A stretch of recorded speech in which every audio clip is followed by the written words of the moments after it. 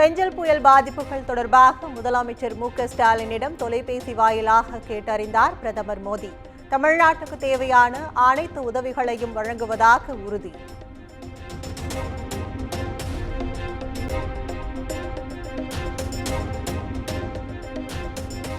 பெஞ்சல் புயல் பாதிப்பு தொடர்பாக முதலமைச்சர் மு.க.ஸ்டாலின் ஆலோசனை. பிரதமரிடம் இடைக்கால நிவாரணம் கேட்டிருந்த நிலையில் சேத விவரங்கள் குறித்து ஆய்வு.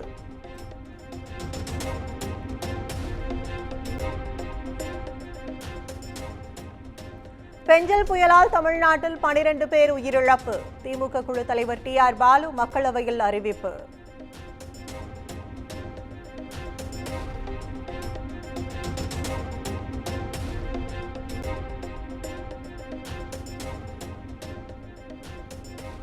பெஞ்சல் புயல் பாதிப்பு நிவாரணத்துக்காக மத்திய குழுவை அமைச்சர் அமித்ஷா அனுப்ப வேண்டும். மாநிலங்களவையில் மதிமுக எம்பி வைகோ வலியுறுத்தல்.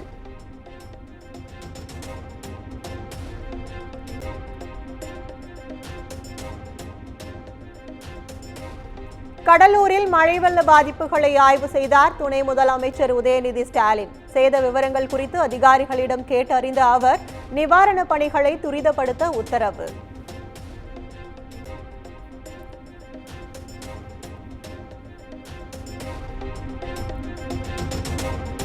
சேலம் மாவட்டத்தில் ஏற்பட்ட மழை பாதிப்புகளை பார்வையிட்டார் எதிர்க்கட்சித் தலைவர் எடப்பாடி பழனிசாமி. வானிலை எச்சரிக்கையை அரசு கருத்தில் கொண்டிருந்தால் சேலத்தில் பாதிப்பு ஏற்பட்டு இருக்காது என்று குற்றச்சாட்டு.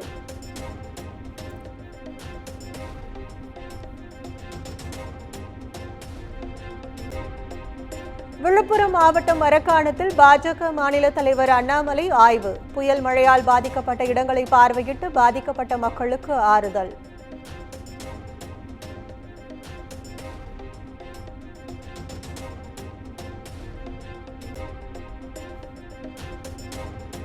மழையால் பாதிக்கப்பட்ட மக்களுக்கு நிவாரண உதவிகளை வழங்குகிறார் தவேக தலைவர் விஜய். சென்னை டிபி சத்திரம் பகுதியில் பாதிக்கப்பட்ட மக்களுக்கு வழங்க உள்ளதாக தகவல்.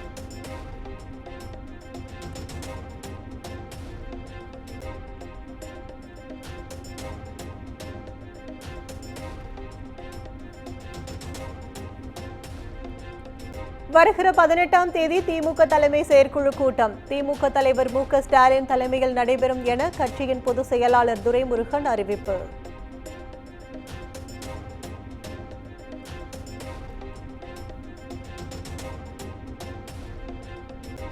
சாத்தனூர் அணையின் நிலை குறித்து 5 வெள்ள அபாய எச்சரிக்கை விடுக்கப்பட்டது. முன்னறிவிப்பு இல்லாமல் தண்ணீர் வெளியேற்றப்பட்டதாக சிலர் பொய் செய்தி பரப்புவதாக அமைச்சர் துரைமுருகன் விளக்கம்.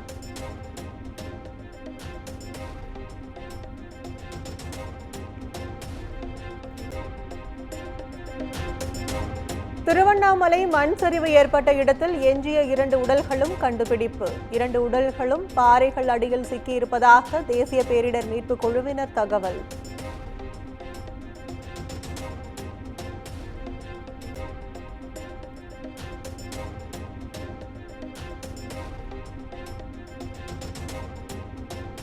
திருவண்ணாமலையில் மண் சரிவு ஏற்பட்ட இடத்தில் ஐஐடி குழுவினர் ஆய்வு. பாறை மற்றும் மண்ணின் தன்மையை ஆய்வு செய்ததாக தகவல்.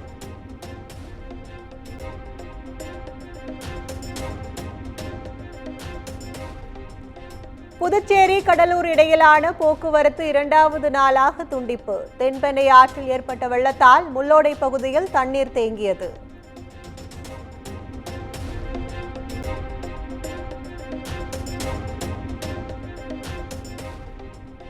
திருவள்ளூர் மாவட்டம் பள்ளிப்பட்டு கொசஸ்தலை ஆற்றில் வெள்ளப்பெருக்கு. கீழ்கால் பட்டடை, ஞானாம்பாள் பட்டடை ஆகிய 2 கிராமங்களின் தரை பாலங்கள் வெள்ளத்தில் மூழ்கியது.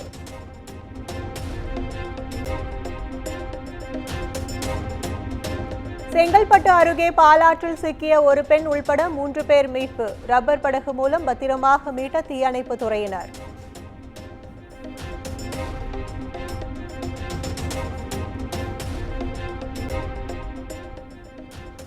செங்கல்பட்டு மாவட்டம் காட்டாங்குளத்தூர் அருகே 100 ஏக்கருக்கும் மேலான வாழை மரங்கள் சேதம். சேத விவரங்களை தோட்டக்கலைத்துறை அதிகாரிகள் பார்வையிட்டு கணக்கெடுப்பு.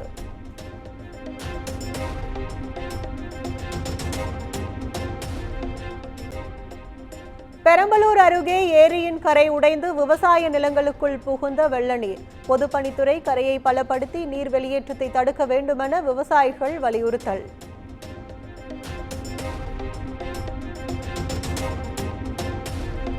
பழனி முருகன் கோயிலுக்கு சொந்தமான தங்கும் விடுதியில் சானிடைசர் பேரல் வெடித்து விபத்து. 2 தூய்மை பணியாளர்கள் காயமடைந்த நிலையில் கார் ஒன்று முற்றிலும் எரிந்து சேதம்.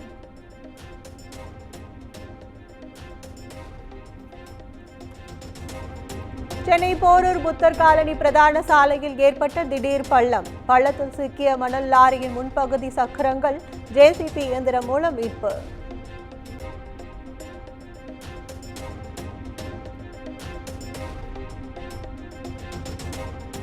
நடிகர் மன்சூர் அலிகான் மகன் துக்ளக்கிடம் சென்னை திருமங்கலம் போலீசார் விசாரணை. கஞ்சா வியாபாரிகளோடு தொடர்பில் இருந்ததாக கிடைத்த தகவலின் பேரில் நடவடிக்கை.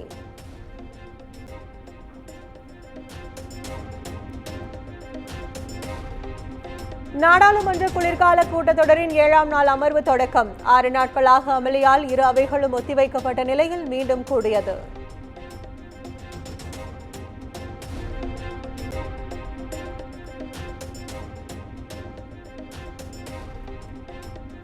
அதானி சம்பல் விவகாரங்கள் தொடர்பாக கடும் அமளி. மக்களவையில் இருந்து எதிர்க்கட்சிகள் வெளிநடப்பு.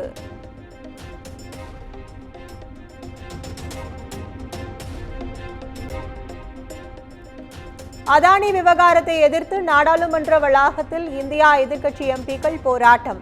ராகுல் காந்தி, பிரியங்கா காந்தி உள்ளிட்டோர் பங்கேற்பு.